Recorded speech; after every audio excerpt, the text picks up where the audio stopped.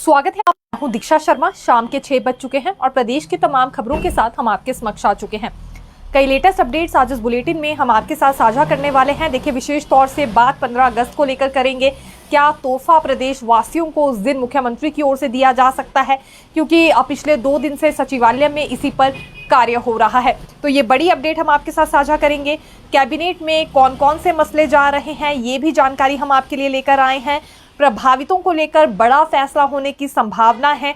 सिर्फ उन आपदा प्रभावितों को लेकर नहीं जो कि इस बार सामने आए हैं, बल्कि पिछली बारी को लेकर भी ये पूरा कैलकुलेशन होने वाला है। कब और कहां, ये पूरी जानकारी हम आपको देंगे। मुख्यमंत्री सुखविंदर सिंह सुक्खू की ओर से आज कुछ एक बड़े फैसले लिए गए हैं। जो बड़ी मीटिंग्स इन्होंने बुलाई थी उस पर भी हम आपको जानकारी देने वाले हैं। और सबसे बड़ी बात एनटीटी भर्ती पर भी करेंगे, क्योंकि 15,000 के करीब महिलाएं इस भर्ती का इंतजार जरूर कर रही हैं। 6,000 से ज्यादा ये पद भरे जाने हैं, लेकिन बात अभी कहां तक पहुंची है ये बताना आपको जरूरी हो गया है। और शुरुआत मौसम से करना चाहेंगे, क्योंकि 7 अगस्त के बाद फिर ऑरेंज अलर्ट जारी किया गया है, यानी कि अगले कल से फिर सावधानियां बरतनी होगी। विशेष तौर से कांगड़ा, सिरमौर और ऊना जिला में भारी बारिश अगले कल हो सकती है। एक दफा फिर ऑरेंज अलर्ट जारी हुआ है, यानी कि नदी नाले उफान पर रहने वाले हैं। इसीलिए ये भी पहले ही एडवाइजरी जारी कर दी गई है कि नदी नालों से दूर रहे, या ऐसे लोग जो बसे हों नदी नालों के किनारे वो वहां से जल्दी ही अपना मकान खाली कर दें। देखिए, समेज खड्ड में जो हुआ है उससे सबक लेने की आवश्यकता है। पूरा गांव ही एक तरह से बहकर रह गया है। वहीं अभी तक फिलहाल कितने शव बरामद हुए हैं इस पर भी हम आपको जानकारी देने वाले हैं, क्योंकि लगातार 301 जवानों की ओर से रेस्क्यू ऑपरेशन शुरू किया गया है। और इसमें अपडेट हम आपको ये देंगे कि कितने शव उनकी ओर से बरामद कर लिए गए हैं, यानी कि कितनी कामयाबी उनको मिली है। देखिए, सबसे पहली बात तो आपको ये बता देते हैं कि 9 शव अभी तक बरामद कर लिए गए हैं, लेकिन इसमें 3 की ही पहचान हो पाई है और बाकी के 6 शवों की पहचान नहीं हो पाई है, इतनी ज़्यादा गंभीर हालत में क्योंकि ये शव पाए गए हैं। और इसी बीच परिजन भी काफ़ी ज़्यादा परेशान हैं। हालांकि अगर समेज गांव की बात करें तो वहां 38 लोगों के सैंपल्स ले लिए गए हैं ताकि पहचान हो सके इन शवों की। कुछ है क्योंकि सुन्नी कोल डैम में भी मिले हैं। हालांकि जो यहाँ समेज खड्ड के दौरान भी शव मिले हैं, rescue operation, search and rescue operation के दौरान शव मिल रहे हैं। हालत कुछ ऐसी है कि अभी कहा नहीं जा सकता, श्रीखंड से बहते बहते वहां तक ये आ गए हैं या समेज गांव के लोगों के ही ये शव है। परिजन भी उन्हें नहीं पहचान पा रहे हैं, इतनी गंभीर हालत में ये डेड बॉडीज वहां पर मिल रही हैं। तो फिलहाल आज भी क्योंकि 2 शव बरामद किए गए हैं। चौहार घाटी में राजबन में खुंडी देवी का शव मिला है। ये मंडी की में चौहार घाटी में शव बरामद किया गया है। 75 वर्षीय ये वृद्ध महिला थी और खुंडी देवी इनका नाम है। समेज खड्ड में भी एक व्यक्ति का शव मिला है, पुरुष का शव बताया जा रहा है, लेकिन पहचान नहीं हो पाई है। वही बात है कि देखिए, 9 शव मिल गए हैं, जिसमें 3 की पहचान जरूर हो गई है, लेकिन 6 की पहचान ही नहीं हो पाई है। इस वजह से समेज खड्ड में जो 36 लोग बह गए थे समेज गांव के, उन्हें लेकर अभी तक पुष्टि नहीं हो पा रही है कि उस गांव के कितने लोग मिल पाए हैं, कितने लापता बॉडीज यहां पर मिल पाई हैं। ये तभी आंकड़ा सामने आ पाएगा जब एक बार इन लोगों की पहचान हो जाएगी। और इसके लिए जैसा कि हमने कहा, सैंपल ले लिए गए हैं। 38 लोगों के डीएनए सैंपल्स लिए गए हैं उसी गांव से। और ये जो डेड बॉडीज मिल रही हैं, इन्हें जुनगा भी भेजा जा रहा है फॉरेंसिक लैब में, ताकि बाकी की जांच भी हो सके और उसके बाद फिर परिजनों को ये सौंप दी जाएंगी। और पोस्टमार्टम के लिए भी अभी अन्य शवों को भेजा गया है, यानी कि जिनकी पहचान हो रही है उन्हें, उन शवों को भी पोस्टमार्टम के लिए भेज दिया गया है।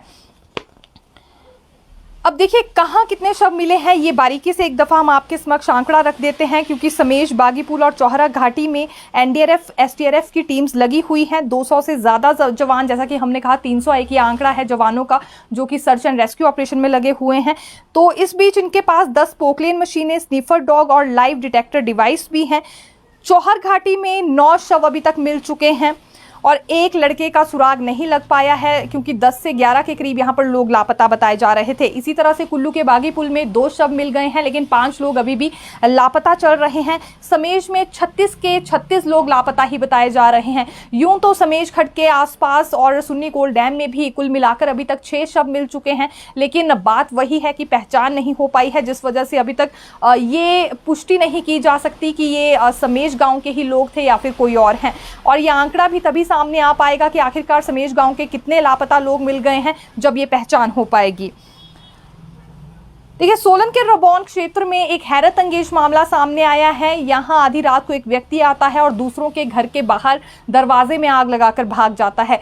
फिलहाल सीसीटीवी फुटेज में ये व्यक्ति कैद हुआ है, जिसके बाद स्थानीय लोगों ने पुलिस को शिकायत कर दी है। इस व्यक्ति को ढूंढा जा रहा है। बिल्कुल कार्रवाई इस पर पुलिस की ओर से की जाएगी और ये भी पूछा जाएगा कि आखिरकार अनजान लोगों के घर के बाहर आकर ये इस तरह से आग लगाने का काम क्यों कर रहा है। काफी हैरत अंगेज घटना इन दिनों हिमाचल प्रदेश में सामने आ रही हैं। पंचायत प्रधानों के लिए एक व्हाट्सएप ग्रुप बना लिया गया है, क्योंकि अपर एरिया में बहुत सारे डैम्स ऐसे हैं जहां पानी भर चुका है।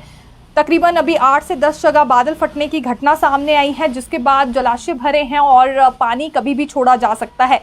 इसीलिए पंचायत प्रतिनिधियों को प्रशासन की ओर से संपर्क साधा जाएगा व्हाट्सएप ग्रुप पर कि कहाँ किस क्षेत्र में पानी छोड़ा जा रहा है और नदी नाले से, ताकि लोग भी वहां पर दूर रह सके। यानी कि पंचायत प्रतिनिधियों पर ये निर्भर करेगा कि कैसे वो लोगों को इस बात से अवगत करवाते हैं। उन्हें पूरा ध्यान रखना होगा और निगरानी भी उस क्षेत्र की एक तरह से करनी होगी कि कोई ऐसे खतरनाक क्षेत्र में तो व्यक्ति नहीं जा रहा है। नदी नालों से दूर रहने के लिए हम भी कहेंगे, क्योंकि इस वक्त आवश्यकता है इस तरह की सतर्कता बरतने की, और एडवाइजरी भी बार बार जारी की जा रही है। जब नदी नालों के पास जाएंगे और नदी नाले उफान पर होंगे तो लाजमी सी बात है किसी की भी जान पर खतरा मंडरा सकता है। मणि महेश यात्रा के लिए देखिए हेली टैक्सी सेवा शुरू की जा रही है। इसकी पूरी जानकारी हमारे समक्ष आ गई है। 22 अगस्त से ये यात्रा शुरू होगी और हेली टैक्सी सेवा भी शुरू की जाएगी। 2 कंपनियों की ओर से ये सेवा दी जाएगी। चंबा से भरमौर का एक तरफ का प्रति यात्री 25,000 रुपये किराया यहाँ पर लिया जाएगा। चंबा से भरमौर के लिए ये है और प्रति यात्री 25,000 रुपये लिए जा रहे हैं। इसके अलावा अगर हम दूसरी बात करें, भरमौर से गौरीकुंड का जो दूसरी तरफ का रास्ता होगा, इसमें 3,895 रुपये निर्धारित किए गए हैं। यानी कि एक तरफ के 3,895 है और दूसरी तरफ का किराया इसमें 25,000 बताया गया है। हेली टैक्सी के माध्यम से अगर कोई मणि महेश की यात्रा पूरी करना चाहता है। 22 अगस्त से मणि महेश यात्रा शुरू हो रही है। हेली टैक्सी सेवा भी उसी दिन से शुरू कर दी जाएगी। ऑपरेटर्स के साथ डेली कोटा के तहत हेली टैक्सी सेवा की 85% टिकट्स ऑनलाइन तौर पर बुक हो सकती हैं और शेष 25% चेकिंग विंडो पर ही मिल सकेंगी। तो ये जानकारी हम लेकर आए थे हेली टैक्सी से जुड़ी। टीजीटी कला संघ की ओर से मांग उठाई गई है कि जल्द से जल्द इनकी प्रमोशन लिस्ट तैयार की जाए। टीजीटी से ये प्रवक्ता बनना चाह रहे हैं, लेकिन बहुत सारे टीजीटीज यूं ही रिटायर हो गए हैं बिना लाभ लिए। इससे इन्हें वित्तीय नुकसान तो होता ही है, लेकिन प्रमोशन से भी वंचित रह जाते हैं। तो अब इसमें और ज़्यादा देरी ना की जाए, ये मांग इन्होंने उठाई है। साथ ही साथ जो टीजीटी इंडक्शन ट्रेनिंग है वो जिला में ही करवाई जाए, संबंधित जिलों में ही करवाई जाए। जिला से बाहर अगर भेजेंगे तो इस पर इन्हें आपत्ति है। ये भी आज इन्होंने जानकारी दी है। हालांकि इनकी मांगों पर कितना गौर होता है देखेंगे। टीजीटी कला संघ की ओर से हमारे समक्ष क्योंकि ये जानकारी आई थी और हमने भी सरकार तक ये फिलहाल इस बुलेटिन के जरिए बात पहुंचानी चाहिए। मॉनसून सत्र पर देखिए मंजूरी मिल गई है। हिमाचल प्रदेश में विधानसभा का मॉनसून सेशन 27 अगस्त से 9 सितंबर तक होने जा रहा है। राज्यपाल शिव प्रताप शुक्ल को प्रस्ताव भेजा गया था, जिस पर मंजूरी आ गई है। अब विधानसभा सदस्य अपने अपने सवाल तैयार कर सकते हैं। ऑनलाइन ऑफलाइन दोनों मोड पर ये विधानसभा को अपने सवाल भेज सकते हैं। इसमें अधिकतर विधानसभा सदस्य अपनी ही कंस्टिट्यूएंसी से रिलेटेड सवाल करते हैं। पोस्ट कोड 817 पर भी एक अपडेट है। JOIT पोस्ट कोड 817 के अभ्यर्थी अभी भी राज्य चयन आयोग के बाहर धरने पर बैठे हुए हैं। आश्वासन इन्हें दिया गया था कि 1 हफ्ते के भीतर रिजल्ट घोषित कर दिया जाएगा, लेकिन 19 दिन बीत गए हैं, जिस वजह से इनके सब्र का बांध टूट रहा है। आने वाले दिन में बड़ा आंदोलन करेंगे। सचिवालय की ओर भी शिमला में ये कूच कर सकते हैं, ये इनकी ओर से अब अल्टीमेटम दे दिया गया है। दरअसल कई तरह की बीमारियों से वहाँ ये ग्रस्त हो रहे हैं। शाम 4 बजे के बाद क्योंकि वहाँ कई तरह की संभावनाएं बढ़ जाती है। आज इन दिनों मौसम भी काफ़ी ज़्यादा ख़राब है। अंधेरे में इन्हें एक तरह से वहाँ रहना पड़ रहा है और इस वजह से कई परेशानियां इनके समक्ष आ रही है। भीगने से बार बार ये बीमार भी हो रहे हैं, लेकिन उसके बावजूद भी इतनी ज़्यादा देरी रिजल्ट घोषित करने में हो रही है। तो अब सवाल इनका ये है कि किसी अधिकारी के कहने से ये कैसे चले जाएं, जब इतने दिन इन्हें वहाँ बैठे हुए हो चुके हैं और उसके बावजूद भी रिजल्ट घोषित नहीं किया जा रहा है। दरअसल अधिकारी क्योंकि इन्हें समझाने का प्रयास कर रहे हैं कि ये वहाँ से चले जाएं और उसके बाद रिजल्ट घोषित कर दिया जाएगा। पहले बात ये भी सामने आई थी कि जो 5 अगस्त को सुनवाई होनी थी 556 पोस्ट कोड पर, उसके बाद जल्दी रिजल्ट घोषित हो सकता है, लेकिन ऐसा कुछ होता हुआ नज़र नहीं आ रहा है। अब देखा जा सकता है, आज 6 तारीख है, लेकिन तस्वीरें वही के वही बनी हुई है।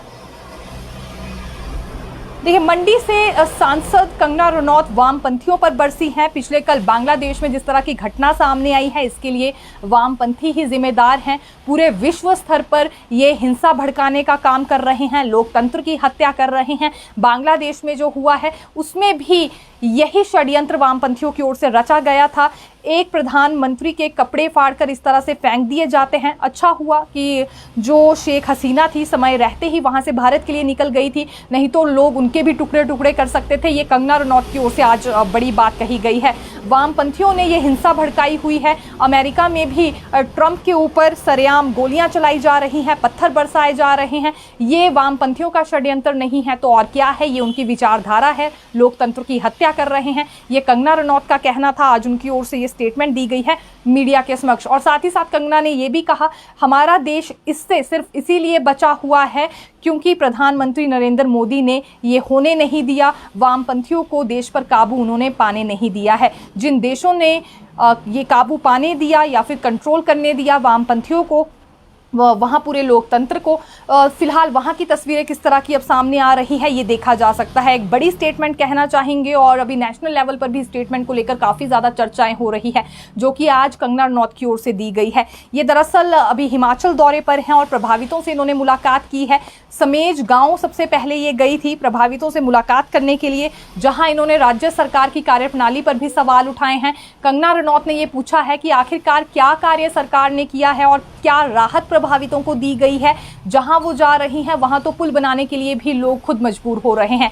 स्थानीय लोगों को और प्रभावितों को खुद मजबूरन पुल का निर्माण करना पड़ रहा है। तो ऐसे में सरकार की ओर से क्या मदद दी गई है, क्या राहत पहुंचाई गई है, इस बात का जवाब राज्य सरकार को देना चाहिए। पिछली बार विस्थापितों को 7 लाख देने की बात हुई थी। किन किन लोगों को 7 लाख दे दिए गए हैं इसकी वो जांच करवाएंगी। और तीसरी बात सांसद कंगना रनौत ने ये भी कही है कि जो 1800 करोड़ रुपया दिया गया था केंद्र सरकार की ओर से, क्योंकि ये राशि पिछली बार जारी की गई थी, तो आखिरकार कितने प्रभावितों की मदद हुई है, कहां कहां तक राशि पहुंची है, इस सवाल का जवाब भी पूरे ब्यौरे के साथ राज्य सरकार को देना चाहिए।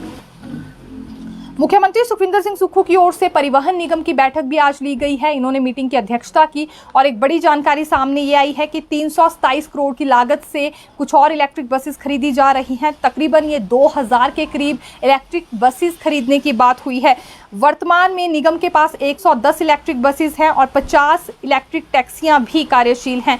लेकिन अब हिमाचल प्रदेश को हरित राज्य बनाना है, जिसके लिए यहाँ अधिकतर इलेक्ट्रिक बसेस का ही इस्तेमाल होने वाला है और ये मंजूरी एक तरह से खरीद प्रक्रिया को मिल चुकी है। दूसरी बात देखिए क्या है कि अभी वित्तीय घाटे में एचआरटीसी चल रहा है, तो जल्द से जल्द कुछ कदम उठाए जाएंगे वित्तीय घाटे से इसे बाहर निकालने के लिए। ये भी आज मुख्यमंत्री सुक्खू की ओर से स्टेटमेंट दी गई है। अब कैबिनेट के एजेंडास पर आना चाहेंगे, क्योंकि देखिए पुलिस भर्ती का मामला कैबिनेट में जाएगा। एग्जम्पशन फ्रॉम कंसल्टेशन के दायरे में अब भर्ती को लाया जा रहा है, क्योंकि लोक सेवा आयोग को जिम्मा दिया जा रहा है लिखित परीक्षा करवाने का। सामान्य तौर पर लोक सेवा आयोग क्लास 3 की भर्तियां नहीं करवाता है, तो इसी वजह से एग्जम्पशन फ्रॉम कंसल्टेशन के दायरे में अब इस भर्ती को लाया जाएगा और इसे लेकर मंजूरी 8 अगस्त की कैबिनेट बैठक में मिल जाएगी, जो कि परसों हो रही है। दूसरी बात, आपदा पर चर्चा होने वाली है। पिछली बार कितने प्रभावितों की मदद हुई थी और जो प्रभावितों के लिए राशि का प्रावधान पिछली बार किया गया था, क्या इस बार भी हूबहू राशि वही रखी जाएगी या बढ़ाई जाएगी, कम की जाएगी? ये कैलकुलेशन फिलहाल इन दिनों सचिवालय में हो रही है और इस पर चर्चा कैबिनेट बैठक में भी होने जा रही है। पिछली बार विस्थापितों को 7 लाख की राशि दी गई थी ताकि नए मकान का निर्माण हो सके और कुछ सहायता उन्हें सरकार से मिल पाए। लेकिन क्या इस बार भी जिन लोगों ने अपने मकानों को खो दिया है यही राशि दी जाएगी या इसमें कुछ बढ़ोतरी होगी या कोई और प्रावधान यहाँ पर प्रभावितों के लिए अब किया जाएगा? इस पर दरअसल ये चर्चा होने जा रही है।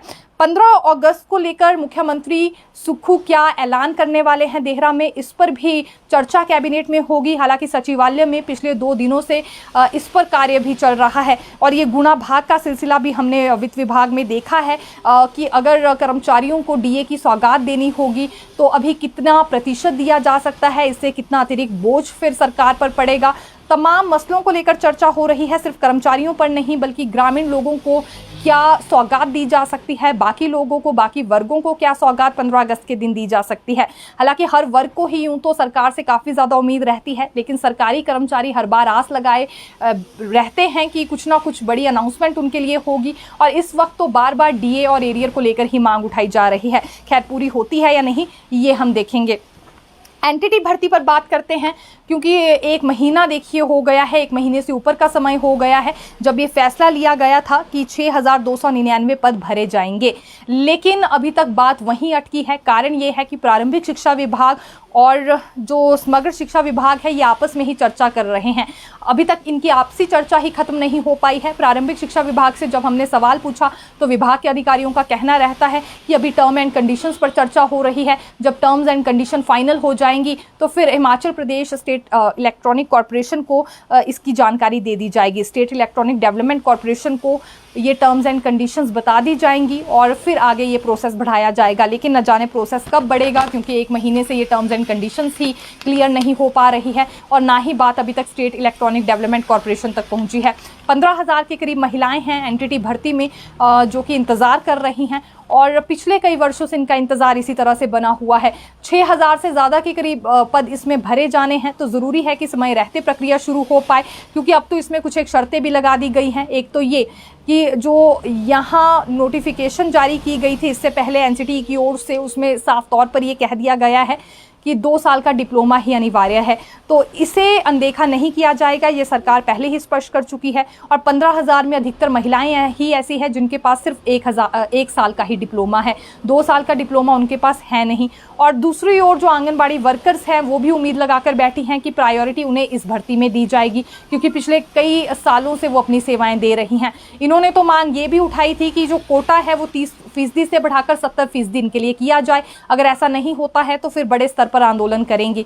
लेकिन ये सभी बात की बातें रह जाती हैं कि 2 साल का डिप्लोमा ही इसमें अनिवार्य रखना है या नहीं, और दूसरी बात ये कि आंगनबाड़ी वर्कर्स को कोटा देना है या नहीं, यानी कि कोटा उनका इसमें बढ़ाना है कि नहीं। सबसे पहले तो टर्म्स एंड कंडीशंस यहाँ फाइनल नहीं हो रही है, जैसे ही ये फाइनल होंगी तो अगली अपडेट हम आपके लिए लेकर आएंगे। फिर मिलेंगे नई खबर के साथ, देखते रहिए दिव्य हिमाचल टीवी। धन्यवाद।